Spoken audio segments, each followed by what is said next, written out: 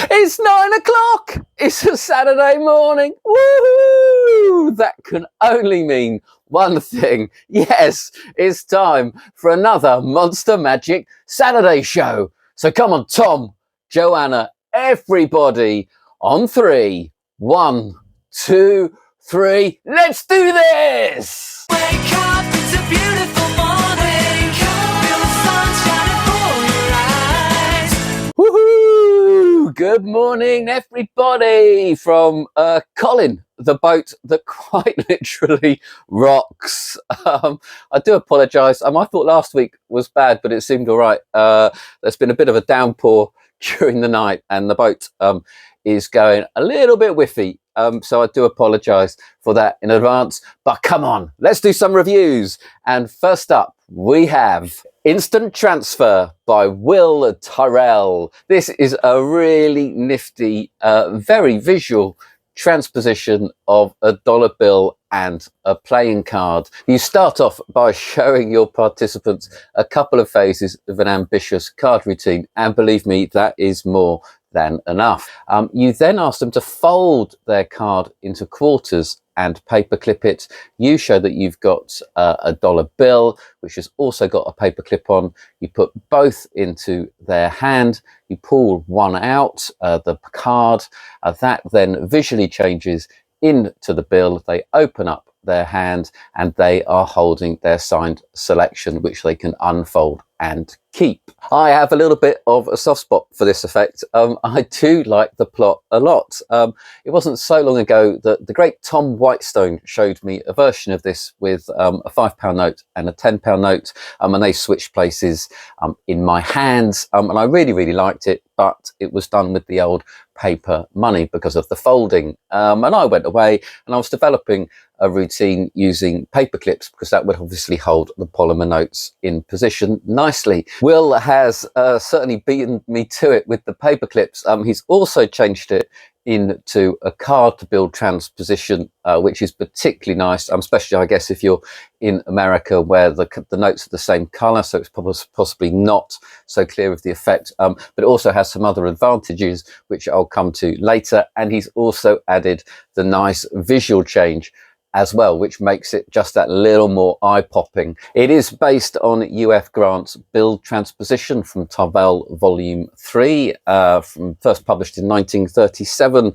I believe Francis Carlyle had a Build Transposition as well, coming out later in the 70s. Michael Webber's played with the idea, but until now, the gimmick really hasn't changed very much. You actually get two gimmicks in here. It's hard for me to show you them closely without giving the game away. One of them is very similar to UF Grant's original idea, which Will teaches for a sort of social media routine. The other one is far more gimmicks than the original, but it does give you that nice visual change. That does mean there is something that could possibly break, but to be honest, the movement is so small that it's very unlikely as long as you look after it. It comes in a dollar bill format. You do get a prop dollar bill with it, which is neatly folded exactly how you need to fold it. If you are in America, you're probably going to want to swap this out for a real dollar bill.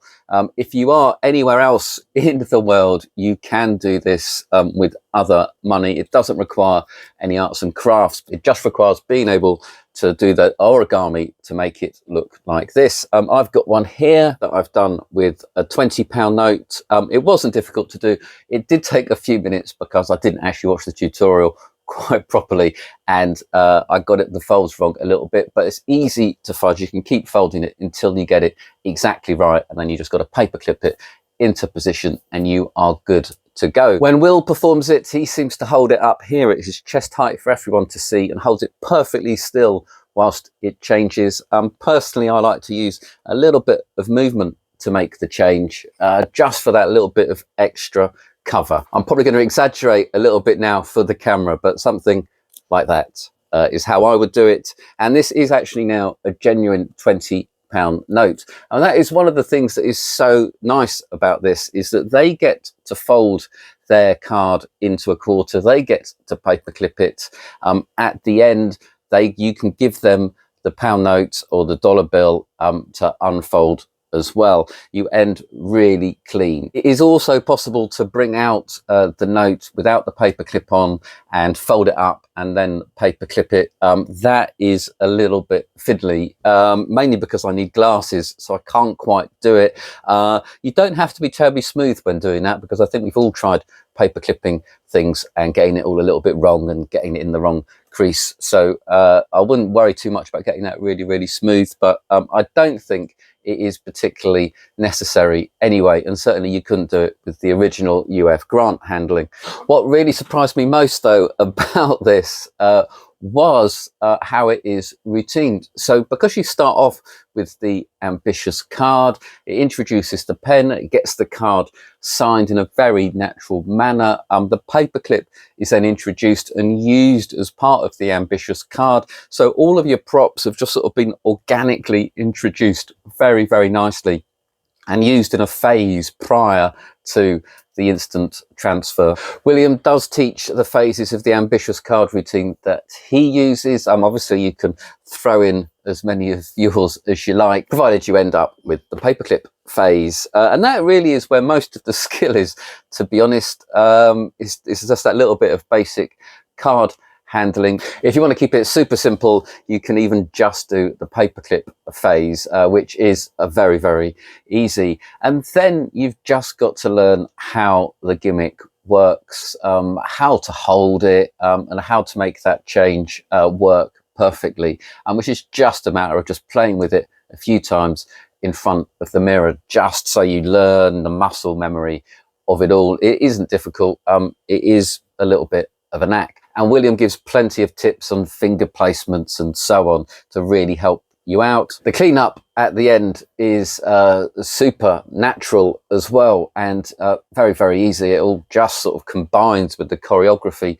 beautifully. Your participant can then open their hand, discover they've got their signed card in it. It's a real powerful moment. The visual change and the in the hands element really make this a super strong and fun trick. Another thing that I like is that before you remove the card from your participant's hand, you ask whether they want to use the money or the card, and regardless of what they say, you remove the card. If they wanted the money, that gives you the motivation to go, oh, you wanted the money, and then do the change, which is probably the best way round. Obviously, if they do say the card, you've pulled out the right one, and that's the one that you do the magic with. Angle wise, you can't have anyone really behind you, and you will see that Will takes a step back in some of his performances to make sure that he is in front of everybody. You can get around that. There's no reason why you can't hold it horizontal to the floor and still make the change happen. And that way, unless you've got someone very, very small or lying on the floor, you'll get away with it completely surrounded. This second gimmick for your social media is a nice little bonus, a nice little added touch. But if you do want to make that into a currency other than a dollar bill, that will require a pair of scissors, I'm afraid. But the main routine, the live action routine, is just simply folding a bill to the right proportions. I think it is a great reason for keeping your ambitious card short and giving it a great ending. That is Instant Transfer by William Tyrell, $29.99.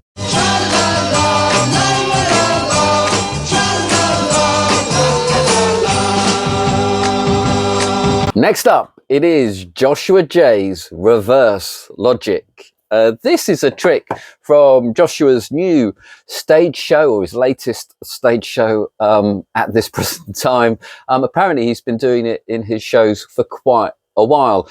The idea of doing a card trick backwards, which is what this is, isn't new to Joshua. It probably goes back hundreds of years. Certainly know that Roy Bolton had a few takes on it. Jerry Sadowitz had the backward card trick in Cards on the Table. But Joshua has taken it and made it into a bigger piece of stage or parlour magic with some nice audience participation as well. It starts with you removing your watch from your wrist, putting it into a handkerchief and putting that handkerchief into a glass to isolate it. You then show that a deck of cards comes in a completely new deck order, ace through to king of all of the suits, and you take out one card and put it down on the table. You then have your participant select a card. You then ask them to shuffle the deck, and when they next look through the deck, they can't find their card, and that is because it is actually the card on the table. You then show that the watch is now back on your wrist, and you pull out the silk handkerchief to show that the watch is no longer in the glass, and you now show that the cards are back into new deck order. It's a complete multi-phased routine where the audience are never quite sure exactly where it's going to go, and it is a terrific performance piece if you are doing a parlour or stage show. It does remind me a little bit of Alan Shaxton's It's a Hold Up from the 1970s, where the ring, a wallet and your watch vanish and then reappear back on your person. Let me show you what you get. This is the watch that you receive. It's fairly cheap, but that's not a surprise. And from a distance, it really doesn't matter. No one's judging you on your watch. Joshua uses one with a buckle to start off with. His watches aren't exactly the same, by the way. Which is a nice touch. It's nice to be able to sort of make a bit of a faff of getting the watch off, because that then later translates to it being a faff to get back on. So if you are doing this trick a lot, if you do fall in love with it, I would suggest changing your watches out. Joshua teaches you how to do that. So I wouldn't worry too much, but otherwise these will get you going from a distance. This is a parlour or a stage show, so no one's really judging the watch that much. You also get the silk handkerchief, the special silk handkerchief, should I say. And what's really nice is that Joshua runs through a brilliant handling of how to use this very common gimmick, very common method of vanishing an object, but often it's done in a quite clumsy way. There's nothing particularly special or novel about this version of the handkerchief, but how Joshua handles it and all of his tips means that it's just silky smooth, and you don't go looking and peeking. There's no awkward moments. And finally, you get the decks of cards. They are mandolin back rather than rider back, but along with the full deck, you also get a couple of extra cards with which to make your gimmicks. And this is the bit where I got a little bit annoyed, because you've got to make the gimmick up for forcing your card yourself. It's not a difficult gimmick to make by any means, but I just don't understand why the gimmick wasn't included. They could easily have had it made and just save everyone a lot of bother and a lot of fear of getting it wrong. That's just a little bit of a shame, and I wasn't expecting there to be any arts and crafts in this, especially for the price, and especially since it is such a simple gimmick. However, once you've made that gimmick, it does make the force very easy and clean, and it also vanishes the card at the same time, making it a virtually self-working card trick. When you reveal their selection is on the table, that gives you a nice little beat to do your watch thing, which is completely hidden, very quick and very easy. And the flair of removing the handkerchief from the glass once you've revealed the watches back on your wrist is a really good fun and a great bit of showmanship. Returning the cards back to full deck order is done with the cards being placed back into the glass, and it is done with the Germain switch by Carl Germain, published in Tyrell volume 4, I believe, in 1940. There are some nice subtleties that Joshua shows you as well. But before that, you do need to do a little switch of the deck, and that's a very bold out in the open switch. It's done on a lovely offbeat, and Joshua does run through it, and you just need to just have the courage and just do it, and you will be fine. That does involve an extra gimmick that you have to make up as well, a little bit of more arts and crafts. It is a brilliantly constructed performance piece. All of the props come into play. They're all lovely and justified, and it all kind of makes sense with this going back in time, but without making it too obvious what's going to happen in advance. It is easy to perform as well.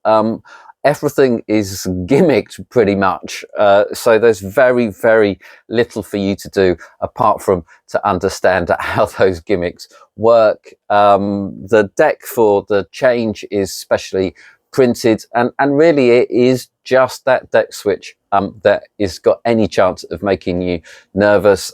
You just have to believe that it will fly as long as you do it at the right point in the routine with the right amount of nonchalance. Joshua J's teaching throughout is excellent, including little tips on audience management as well, and also providing yourself with little checkpoints throughout the routine to make sure everything is as it should be, to give you that little bit of confidence to go on with the performance. It is a card trick with a difference. It is a great piece of theatre, especially to get that from a card trick and to involve the audience as much is really, really nice. I just wish everything came fully made and not flat packed, so you didn't have to get out your double-sided tape and your scissors. That is Reverse Logic by Joshua J, $85.99. Next up, we've got The Grifter by Peter Nardi. This is basically Peter's take on the 3-card Monty. It is a 5-phase routine. The plot is very much the classic 3-card Monty, where you show that you have a red ace, a black 2, and a black 3, and the idea is that the participant has to find the ace, but no matter how cleanly and slowly you lay the cards out, the ace never appears to be where it should be. It is a great multi-phased routine, and the nice bit is that you can end really clean and give the cards out. Many of you might recognise this as Skinner's Aces by Michael Skinner. I first fell in love with this routine watching Bill Malone perform his version of Skinner's Aces on his On the Loose DVDs. I did actually use a lot of routines from those DVDs, but it also goes back all the way to DeLand in 1908 with these gaffs. What Peter has done in a very clever way is combine it with a story about meeting a grifter, a con man, and how he cons you out of the money, and that alleviates any chance of you making or creating a challenge between you and your participant, which, you know, isn't necessarily a great thing to do unless you're good friends and you can really mock them. If you're doing it for people you don't know very well, it's often not good to challenge them. But also it eliminates them making the choice of where the ace is, so they can't inadvertently dampen the trick by actually guessing where the ace is simply because they haven't been watching closely enough, probably. Let me show you what you get. First of all, you get this wallet, which is a little bit special, some cards, and you get some prop $100 bill. You don't necessarily have to have the money if you don't want to. You certainly don't have to use the prop $100 bill. You can put a £20 note, a £10 note in here, or whatever. It is simply to go along with the story. The cards are nicely printed. They're really nice cards. They're printed with a casino back. In this case, the Desert Inn Casino. And they're nice. They're nice. They're really nice. I'm not entirely sure that a grifter would be using Desert Inn Casino cards. We'd probably be using some sort of grubby tally hos or some aviators. But I do actually like the aesthetic of them a lot. So I'm happy to let that completely fly. The story and the tale is terrific, but it also combines all of the phases together really, really nicely. It all flows beautifully. The phases, there's nothing particularly new in any of them.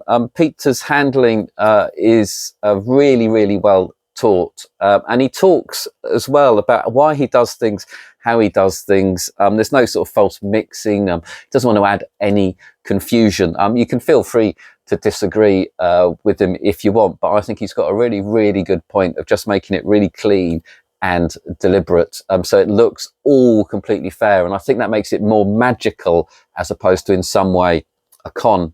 I particularly like the ending of the story where you take the money, you take the cards, you put them in the wallet, and you say the grifter's walking off, but then he comes back and he keeps the money, but he gives you his cards, and then they can inspect those cards that you hand to them.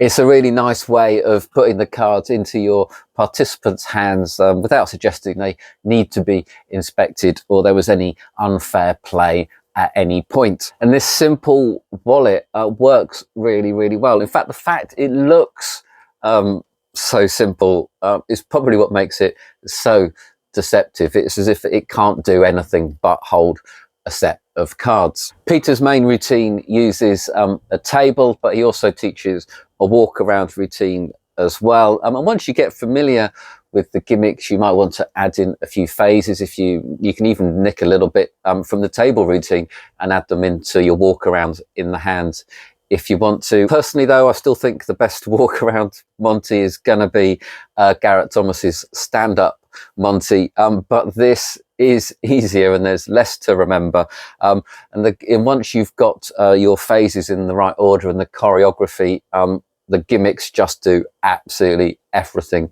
for you. If you've got Skinner's Aces and you're happy with it, then I don't see any reason to buy the Grifter. However, if you've been put off by doing Skinner's Aces because you're doing it for friends and family and you're left with the gimmicks out on the table and you want to clean up, or if you've just been looking of a plot and a presentation that takes away that challenge or the fear of the person getting the right card, then this will alleviate all of those problems.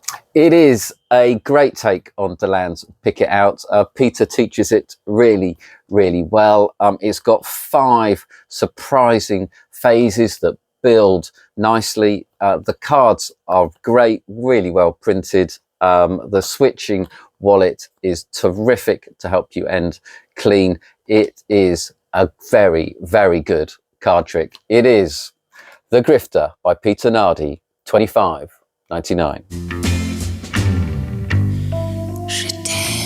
Next up, we've got Omni by Victor Sanz. This is a little bit quirky. You show your card box and you pull off the cellophane a little bit, and the cellophane has 2 holes in it, which you can then push your Sharpie backwards and forwards through. You then hand your Sharpie to your participant and ask them to do the same, but they can't because it is solid. You then tip out a little acrylic block from the cellophane. You can then remove all of the cards from the deck and proceed with your favourite card trick. I'll be honest, I was completely fooled when I saw the trailer. I didn't see what was going to happen either. And then when it did, I just had no idea, not a Scooby. Let me show you what you get. You get the card box. This is essentially your gimmick. It's got the cellophane on it with the hole through it. And they do teach you how to replace this cellophane at the end. You also get the acrylic block, which is exactly what it sounds. It is a regular acrylic block, completely examinable. And you also get a little extra gimmick, which I'll come to. The tutorial is by Nick Lecapo and is about 45 minutes long. And he takes you through everything from explaining the gimmicks and how to set it up through 4 main handlings, and then the original Victor Sanz handling. There really isn't too much difference between the handlings, certainly not in power. It's more about your particular preference, I suppose. Some might have better angles. I personally think handling 3 is the best. I think it is. It's the one where the deck's up vertically like this for a lot of the time. I really like this framing in particular. It's not a difficult trick to do by any means. I've got very small hands, which is a slight disadvantage with this, and you might want to wear black clothing if you're particularly nervous, but it's not necessary at all. What you want to do is practice how to hold the box at the start in front of the mirror. Nick runs through all of that, and it's really just about some windows. The way the routine works is that you sort of start off at the most dirty when you're doing the mundane task of pulling off the cellophane and popping your Sharpie through the hole. At this point there's very little heat on you, to be honest, and all of the attention is down here and what you're doing with this Sharpie pen, so it flies. And then you get into the bit where you hand the pen to the participant and they can't poke it through, and at that point you are wonderfully clean and all the displays are completely fair and you've got no angle issues at all. My hands are particularly small, so at the start of the routine I do have to hold a box in a slightly cack-handed way. I could practice in the mirror a bit more to try and make it look a little bit better. Other than that, there's very little to it. The box and the Omni block do everything else for you. You've got to be careful. It does require some practice just to make sure everything is done correctly, but then you are so beautifully clean for the moment when you reveal the block in the cellophane. That bit is so nice and open. All of your work is done. It is just a joy at that point, and you can really milk it and have some fun with it. It really takes everyone by surprise. It's completely unexpected. The block, it becomes a nice little bit of curiosity that they're going to want to examine. The card box can't be examined, but you can immediately take out the cards and go into a card trick, which does make it seem that it has to be a regular box. I'm not entirely sure of the presentation as to how you justify why the block has appeared, whether it is a production or whether you've turned the air solid, which is the way I would go, because for me this is one of those effects that seem like real magic, like you have done something truly amazing rather than just done a card trick, for example. As a bonus, you are given a little something to make this into a card reveal as well. You don't have to do it. If you do, it's not permanent, so you can always reverse it, but it's a nice little touch and a nice little idea if you're going to do the card trick afterwards, which I suppose you should do because you've just taken the cards out of the box. And I think it's going to be hard. This is probably going to be the most memorable part of your routine at this table. It's something they haven't seen before, and it's going to be a little bit shocking, so it is hard to follow. So perhaps tying in the card trick to this block does make sense to sort of round it all off. The reset is quick and easy, and the gimmick is strong. There's not very much to go wrong with it, but if you are carrying it around in your pocket a little bit, it is going to suffer some wear and tear. So certainly when transporting it, I would put it in some sort of protective box just to keep it nice. My only real problem with Omni Air is that it's possibly a little bit too strong to follow with just a card trick. It is a really brilliant way of introducing a deck of cards and doing something quirky before you start your card routines. It is Omni Air by Victor Sanz. It's $29.99. I think I ought to see a doctor. Oh, why do you say that? I'm beginning to like the show. And that's it for this week, I'm afraid. Thankfully, it looks like the sun has come out. So come on, there's no excuse. Grab some magic, go out there and have some fun with the best hobby in the world. Bye-bye.